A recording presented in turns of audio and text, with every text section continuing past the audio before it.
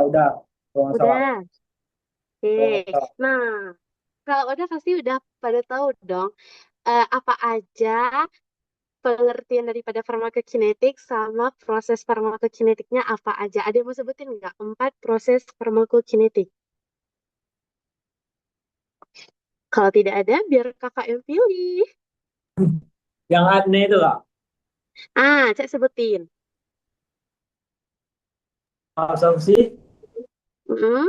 distribusi, Uh-huh. metabolisme, sama ekspresi.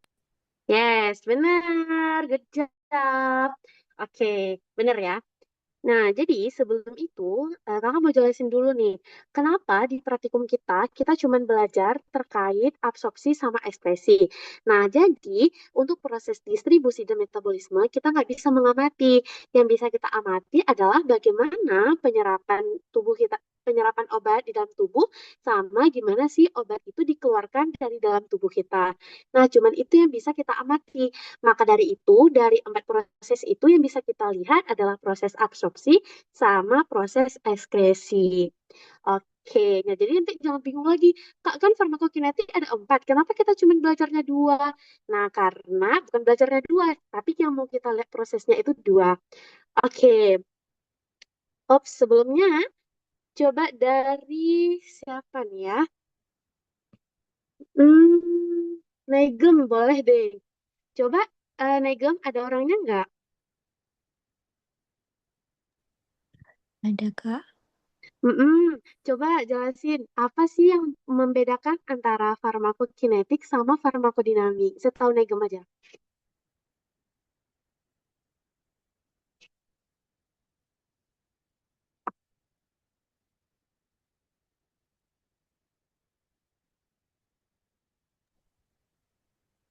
Kalau farmakokinetik itu dia tentang bagaimana tubuh memproses obat yang kayak disebutin sama virus tadi Kak, yang ada absorpsi, distribusi, metabolisme sama ekskresi. Tapi kalau farmakodinamik itu bagaimana efek biokimia atau fisiologis dari obatnya itu kepada tubuh kita gitu. Apa yang dilakukan Oke, obat untuk tubuh kita. oke, benar. Nah, Oke. jadi benar ya guys, apa yang tadi sampai sama Negem. Thank you Negem. Nah, jadi farmakokinetik itu kan nasib obat di dalam tubuh. Jadi yang perlu kalian ingat tuh, nggak usah hafal banyak pengertiannya kan banyak tuh. Nah, yang perlu kalian ingat aja, gimana sih obat itu setelah kita kasih, dia tuh bisa sampai memberikan efek. Jadi, kayak mana perjalanan si obat itu. Nah, itulah farmakokinetik. Dari mulai dia tuh diserap, didistribusi, di metabolisme, sampai nanti dibuang, itu adalah farmakokinetik. Sedangkan farmakodinamik itu efek si obat terhadap tubuh. Nah, jadi efek obat terhadap tubuh tuh ada dua, ada efek toksik sama efek terapeutik. Nah, kenapa? Jadi saat kita memberikan obat ke dalam tubuh, tubuh kita kan merespon terhadap obat tersebut. Nah, apabila kita memberikan obat sesuai dosis dan sistem tubuh itu merespon dengan baik, maka obat itu akan memberikan efek terapeutik yang akhirnya memberikan pengobatan terhadap gejala klinis yang muncul. Tapi kalau misalnya nih dosisnya salah kita kasih, habis itu pemberiannya salah, maka bisa aja obat itu berubah menjadi memberikan efek toksik yang akhirnya membuat pengobatan kita itu gagal. Yang akhirnya si pasien dalam otomatis nggak dapat si efeknya. Oke, lanjut. Nah, sebelumnya ngapain sih Kak kita praktikum ini? Nah, kalian kan tahu nih, di praktikum kita itu kita mau nilai urin sama saliva. Tapi kita nilainya itu di beberapa interval waktu. Ada dari 15, 30, 45. Sebenarnya untuk apa sih Kak interval waktu itu ada? Nah, jadi yang mau kita lihat di sini adalah variasi kecepatan dari si absorpsi sama si ekskresi obat. Nah, ini yang mau kita lihat. Jadi, seberapa cepat sih si tubuh itu dia itu metabolisme si obat sampai si obat itu udah keluar balik gitu. Atau seberapa cepat nih di saliva si obat itu udah ada. Misalnya nih, dalam waktu 15 menit di saliva itu udah banyak banget si apa ekspresi daripada si obat itu. Nah, di urin juga Ya, di urin juga kita lihat di menit keberapa sih ekskresi obat di urin itu udah mulai ada dan udah banyak gitu. Nah, jadi nanti probandusnya itu akan kita berikan obat dan obat itulah yang akan kita nilai nanti di ekskresinya. Zat obat itulah yang akan lihat apakah ada si zat obat itu di dalam urin ataupun di dalam saliva. Oke, lanjut. Nah, ini dia farmakokinetik. Jadi, farmakokinetik itu kan kayak tadi Virus bilang, ada absorpsi, distribusi, metabolisme, ekskresi. Nah, kenapa apa sih yang harus kita tahu dari empat proses ini? Yang pertama, udah pasti kita tuh harus tahu bagaimana proses terjadinya. Nah, kayak si absorpsi itu, gimana sih terjadi absorpsi, di mana tempatnya gitu. Kayak nanti distribusi, lewat apa sih obat itu didistribusi? Metabolisme. Nah, ada berapa fase sih metabolisme itu? Ada apakah obatnya itu langsung mencari reseptor atau gimana? Sama gimana pembuangan daripada obat itu? Dan kenapa obat itu harus dibuang? Nah, jadi kita bakal belajarnya di sini. Lanjut. Oke, yang pertama, absorpsi. Nah, udah pasti kan tuh nggak asing lagi dong dengar absorpsi ini itu makanan semua ya. Jadi, absorpsi di sini itu dia tuh proses penyerapan obat. Nah, yang namanya juga obat diserap oleh tubuh. Otomatis ada faktor-faktor tuh yang mempengaruhi absorpsi obat. Nah, kalau teman-teman mau mudah ingat, yang pertama, kemarin teman-teman udah belajar em, bentuk sediaan obat kan. Nah, teman-teman udah belajar tuh bentuk sediaan obat. Bentuk sediaan obat kita tuh banyak. Dari ada yang kapsul, tablet, ada yang kita kasih secara parenteral, ada yang kita kasih secara IUD, banyak banget yang kita kasih eh, bentuk sediaan obat yang kita kasih. Sebenarnya bentuk sediaan obat itu mempengaruhi nggak terhadap proses absorpsi? Sangat mempengaruhi. Kenapa sangat mempengaruhi, Kak? Karena kalau misalnya nih si pasien itu butuh cepet banget si obat itu.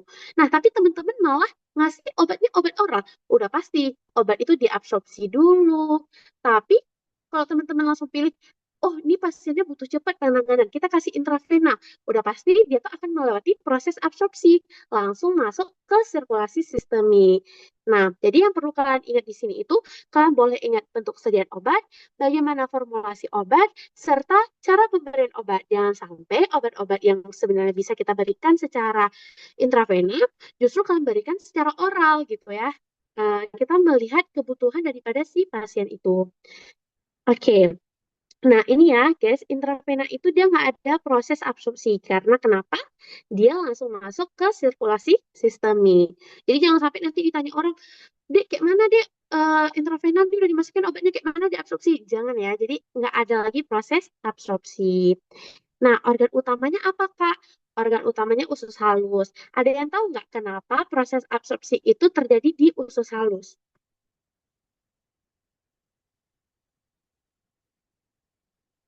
Adakah yang tahu? Coba deh. Bentar ya, kita lihat dulu. Izin jawab Kak. Boleh, boleh. Jadi kan usus halus itu luas. Jadi terus dia ada vili sama mikrofili kan. Jadi dia tuh efisien untuk difusi pasif gitu. Itu kenapa di usus halus Kak. Oke, benar. Jadi Bagus, Tengken. Oke, thank you. Ya, benar ya, guys. Jadi, kan di usus halus juga kan udah belajar kan di histologi kalau dia tuh banyak banget silia-silia di usus halus yang membantu proses penyerapan obat. Nah, jadi makanya organ utamanya untuk usus halus. Nah, apa mungkin Kak diserap di tempat lain? Mungkin aja gitu. Nah, tapi yang utama penyerapan terjadi itu di usus halus. Oke, kita next. Sekarang ke distribusi. Nah, distribusi itu kayak kakak bilang tadi, obat itu dibawa menuju organ target atau ke reseptor masing-masing obat. Nah, jadi siapa sih yang membawa si obat yang udah kita makan itu atau kita konsumsi itu? Tentunya pembuluh si sirkulasi sistemik, si pembuluh darah itu darah akan membawa obat untuk menuju ke organ target. Nah, yang pertama ada obat yang langsung diedarkan ke sistemik sampai jumpa dengan organ target. Contohnya tuh obat-obat golongan NSAID kayak ibuprofen, Nah, dia tuh langsung menuju organ target. Tapi ada juga obat yang dia tuh harus berikatan dulu nih dengan protein darah, baru dia itu bisa didistribusikan. Kayak contohnya tuh albumin, atau ada juga contohnya tuh kayak obat-obat eh, apa untuk orang-orang kayak levodopa, dia tuh kan menembus sawar darah otak, makanya dia butuh berikatan dulu dengan protein darah. Oke, lanjut. Guys, kalau misalnya kakak kecepatan ataupun misalnya ada yang kurang paham, langsung diinstruksi aja nggak apa-apa ya guys, oke? Nah, sekarang kita lanjut ke tahap ketiga, yaitu metabolisme. Nah, jadi metabolisme tuh dia ada dua, bukan dua fase, dua kejadian. Nah, yang pertama ada kejadian dari aktif, dia tuh menjadi inaktif. Nah, dia tuh ada dua fase. Ada yang fase satu dengan penambahan gugus polat dan fase 2 konjugasi. Nah, di sini dibantu oleh enzim sitokrom P450 untuk membuat si obat tersebut dari si aktif menjadi inaktif. Nah, sedangkan kejadian kedua, dia itu dari inaktif menjadi aktif. Nah, contohnya tuh obat-obat prodrug. Jadi, obat-obat prodrug, kayak mana sih bacanya? Sebelum lupa. Prodrug, ya. Jadi contohnya tuh kayak obat-obat dari inaktif ke aktif ini, dia tuh harus diinaktif dulu di hati. Dari misalnya dia tuh masuk kan dari hati. Nah di hati itu dia tuh masuk dalam bentuk inaktif. Nah dia tuh harus diaktifasi dulu di hati, baru dia itu bisa bekerja, bisa memberikan efek terapeutik. Contohnya tuh kalau kayak clopidogrel, habis itu ada juga golongan obat-obat eh,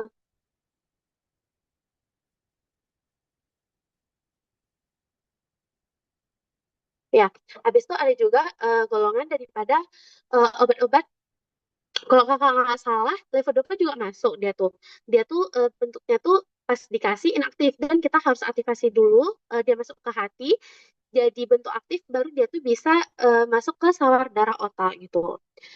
Oke, lanjut.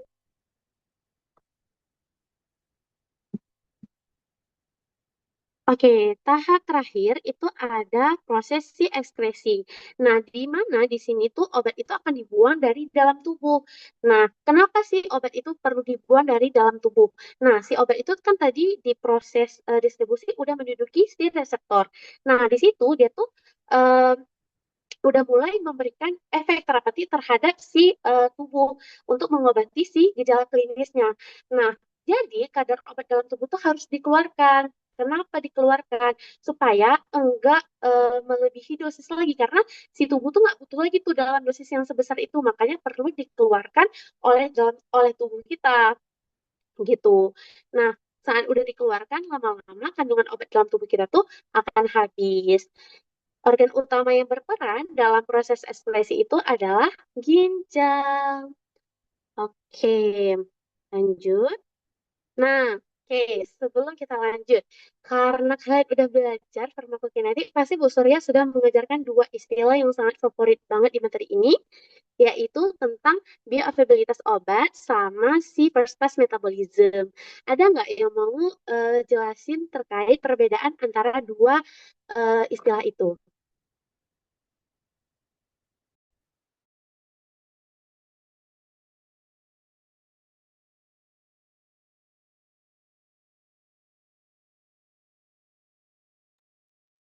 Kalau nggak Kak tunjuk ya. Coba siapa nih? Rasya Maulidia Putri. Ada nggak orangnya? Ada, Kak. Nah, coba jelasin. Kalau bioavailabilitas obat itu, dia tuh adalah jumlah dan kecepatan relatif obat yang bisa sampai ke sirkulasi sistemik. Sedangkan first pass metabolisme itu merupakan metabolisme obat yang pada lokasi tertentu yang bisa menyebabkan konsentrasi obat menurun sebelum capai ke sirkulasi sistemiknya. Yes, betul. Good job. Nah, udah paham kalian ya. Nah, jadi benar ya, kayak Rasya bilang. Jadi, bioavailabilitas obat itu yang mau kita lihat itu berapa banyak sih si kadar obat dan seberapa cepat si obat itu bisa mencapai si sirkulasi sistemik. Jadi yang perlu diingat itu berapa banyak sama berapa cepat, seberapa cepat. Nah, dua hal itu untuk mencapai sirkulasi sistemik. Nah, kalau first pass metabolism itu yang kita lihat adalah si kadar obat yang mencapai sirkulasi sistem itu udah berkurang. Udah berkurang karena kenapa? Udah terjadi metabolisme pada organ-organ ataupun lokasi-lokasi tertentu. Makanya kadar obat yang masuk ke dalam sirkulasi sistem itu udah sedikit yang bisa menurunkan daripada efek si obat tersebut. Oke, lanjut. Nah, ini udah praktikum. Sebelumnya dari materinya ada yang mau ditanyain nggak, guys? Sebelum kita bahas terkait praktikum.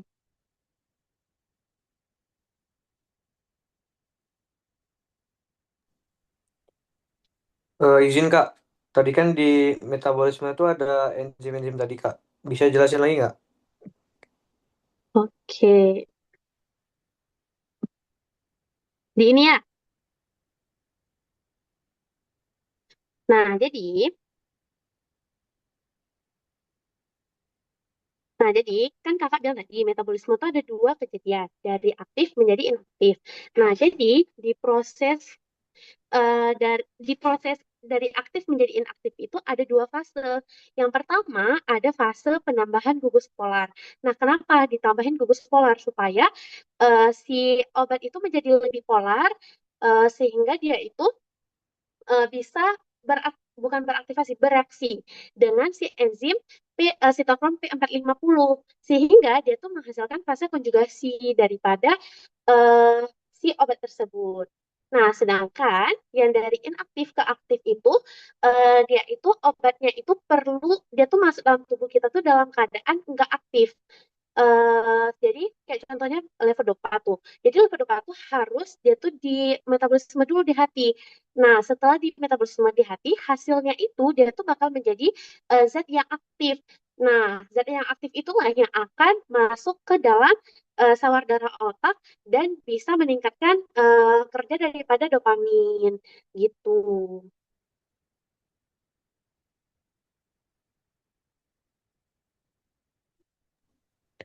Oke, terima kasih Kak. Oke, ada lagi yang mau ditanyain, guys?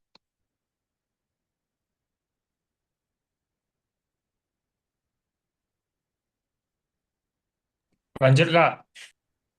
Oke, kita lanjut. Nah, alat dan bahan yang kita butuhkan untuk praktikum.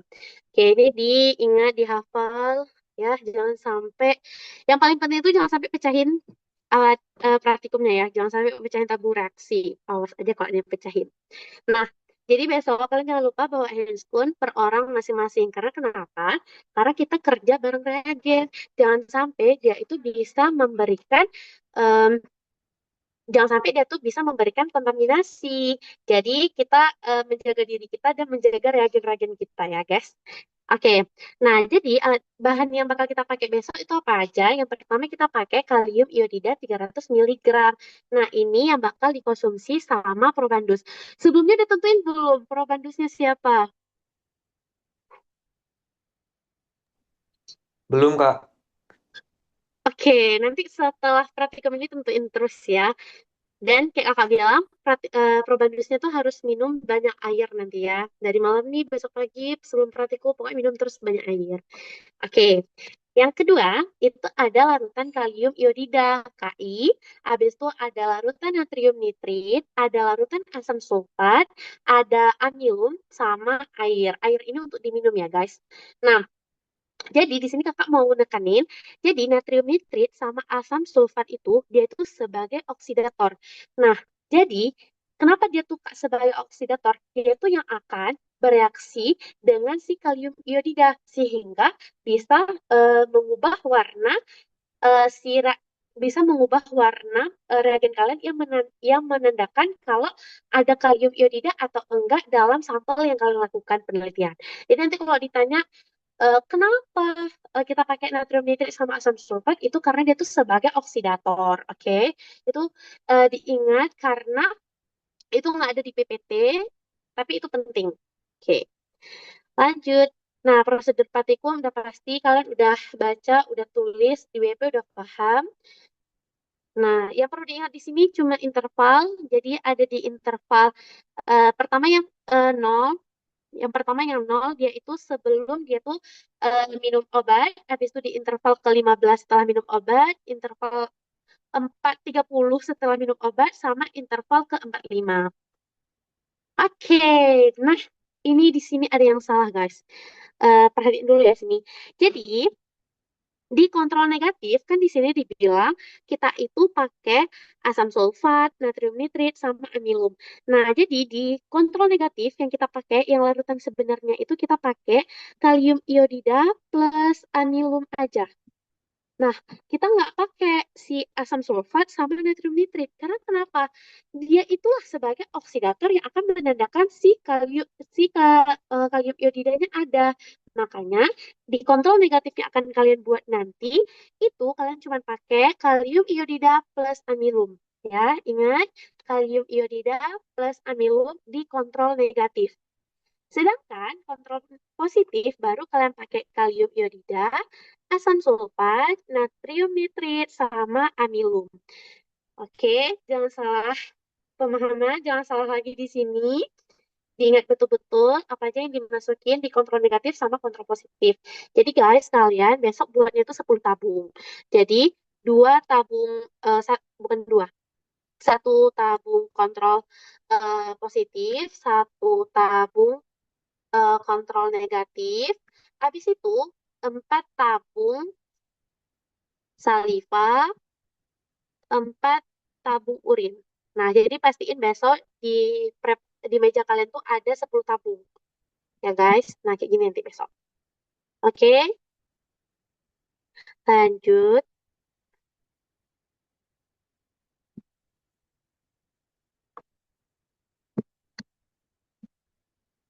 Nah, jadi di sini, em, nah ini kayak kakak bilang interval waktunya diingat. Pertama di interval 0 sebelum si probandus minum kalium iodida. Habis itu di menit ke-15, menit ke-30, sama di menit 45. Nah, itu stopwatch-nya tuh jalan terus ya guys, jangan dimatiin. Setelah dia minum obat tuh langsung jalan terus, jangan pernah di stop, jangan pernah pokoknya jangan, nggak boleh dimatiin sampai menit 45. Nah, ini juga banyak banget terjadi kesalahan. Ingat urutannya. Jadi besok kalian tuh masukin yang pertama H2SO4 sama NaNO2 tuh boleh kebalik-balik. Boleh, Kak aku mau masukin dulu NaNO2 baru H2SO4 tuh boleh. Tapi amilum ini yang nggak boleh. Dia tuh wajib terakhir. Jadi semisal nih yang pertama kalian masukin sampel si saliva. Habis itu masukin si em, H2SO4. Habis itu kalian masukin si NaNO2. Baru kalian masukin amilum. Jadi jangan sampai salah ya. Ini yang bakal kalian masukin ke sampel urin dan sampel saliva. Oke.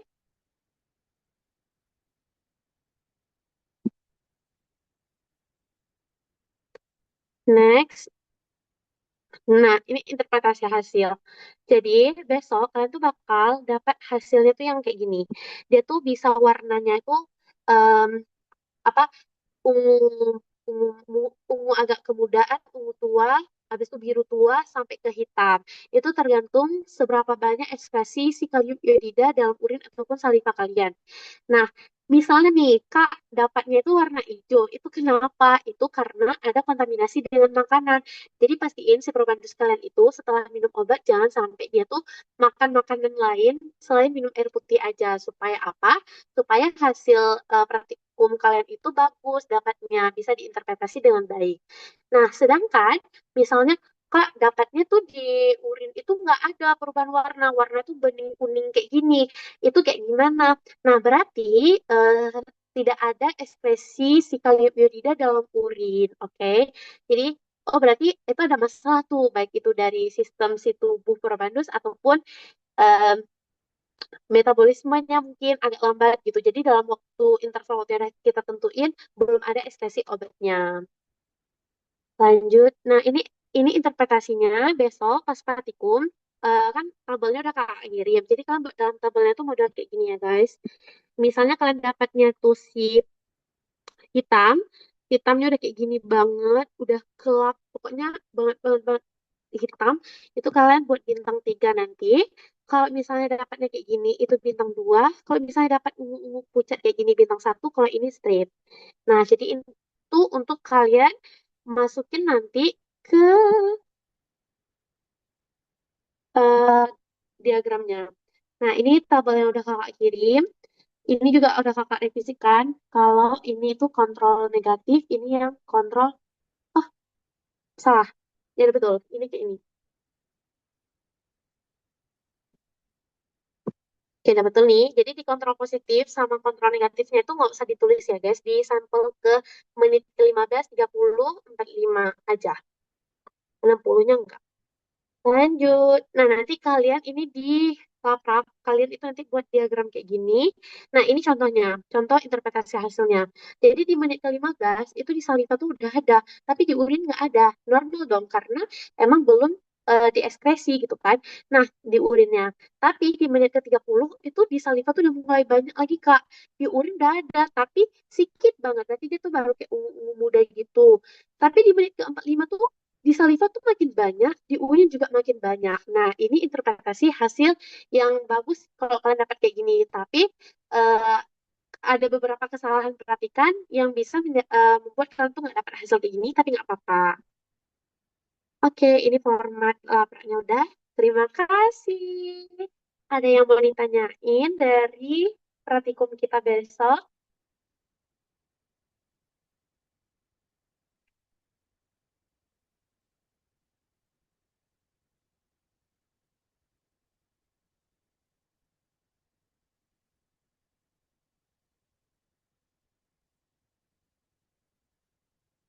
Kakak hitung sampai 5 deh. Kalau nggak ada yang tanya, biar kakak yang tanya. 5, 4, 3, 2, 1. Nggak ada nih? Nggak ada yang nanya? Oke. Nah, kakak mau tanya balik yang udah kakak sampaikan tadi. Oke, yang pertama, kakak mau nunjuk nih. Coba yang pertama, Zafran. Adakah orangnya? Hadir, Kak.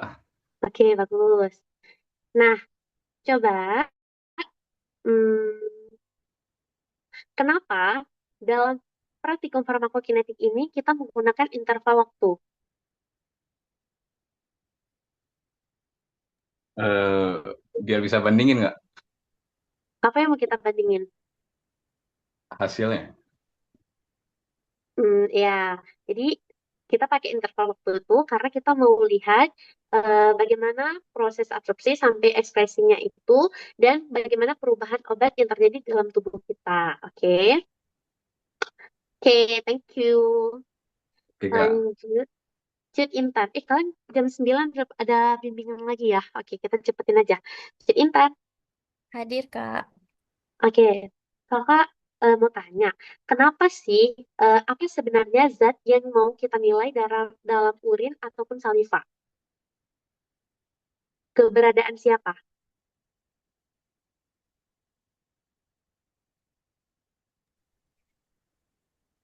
Yang hasil ekskresinya ya, Kak.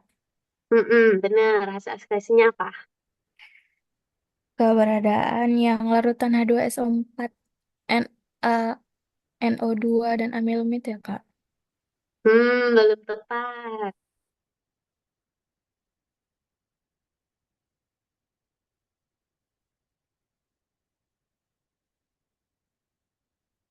Mau coba jawab lagi?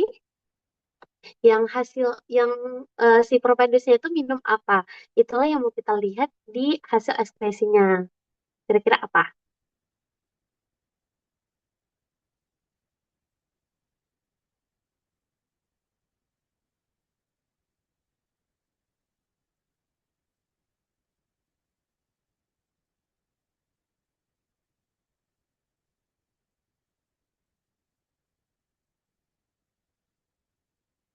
Atau ada yang mau bantuin jawab?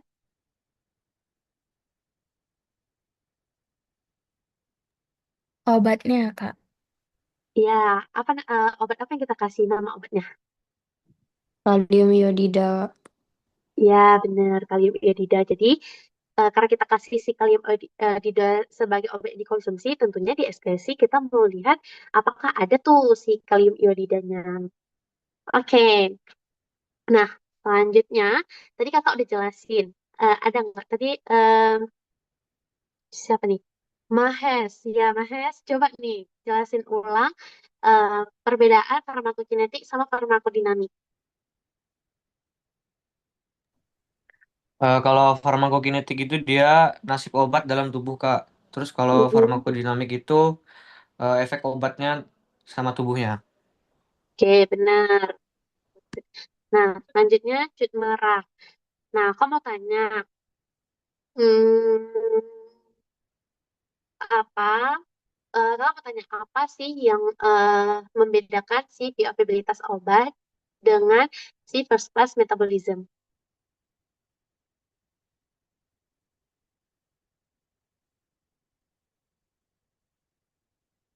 Kalau cut merah, ada nggak? Ada Kak, kalau Oke, bioavailabilitas obat itu untuk jumlah dan kecepatan relatif obat yang dapat mencapai sirkulasi sistemik. Kalau yang first pass metabolism tuh buat lokasi tertentu yang menyebabkan konsentrasi obat menurun sebelum mencapai sirkulasi sistemik. oke, good. Karena ada yang ingat nggak berapa dosis obat yang akan diminum oleh Propandius kalian besok?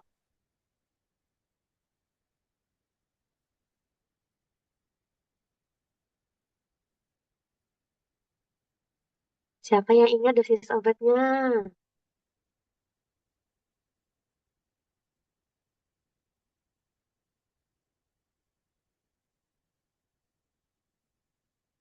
Mbak Zelin, Zelin ingat nggak Zelin? Berapa?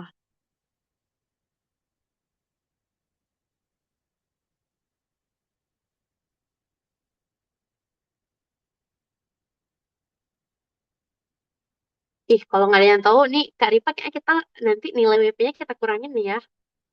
Udah buat WP masa nggak tahu dosisnya?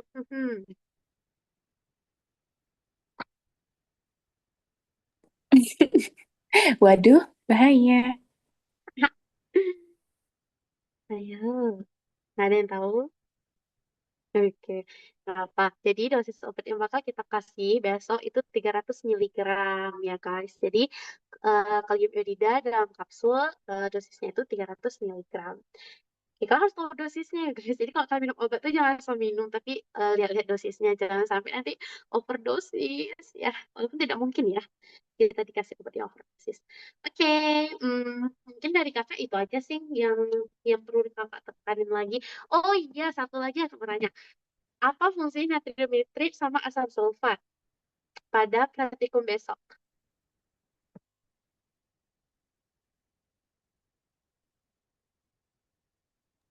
Reagennya Kak. Ya reagennya, tapi dia tuh berfungsi untuk apa? Tadi kakak udah kasih tahu kayak ini ingat ya, nah sebagai ini dia. Sebagai oksidator Kak. Oke, siapa tadi yang jawab sebagai oksidator? Tasya Kak. Oke, bagus, bagus, bagus. Plus nih nilainya ya. Oke, mungkin dari kakak itu aja.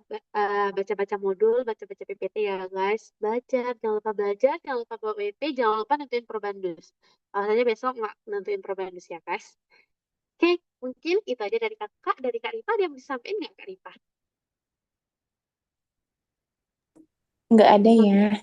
Aman kok. Oke, nah dari kakak, mohon maaf kalau ada salah dari perkataan ataupun penjelasan.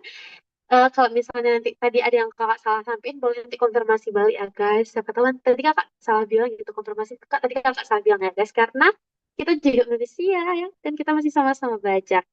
Mungkin itu aja dari kakak. Selamat bimbingan visio lagi. Semangat, semoga tidak inhal besok. Sekian dari kakak. Wassalamualaikum warahmatullahi wabarakatuh. Waalaikumsalam warahmatullahi wabarakatuh. Terima kasih, Kak. Waalaikumsalam. Makasih Kak. Sama-sama. Kakak izin live ya.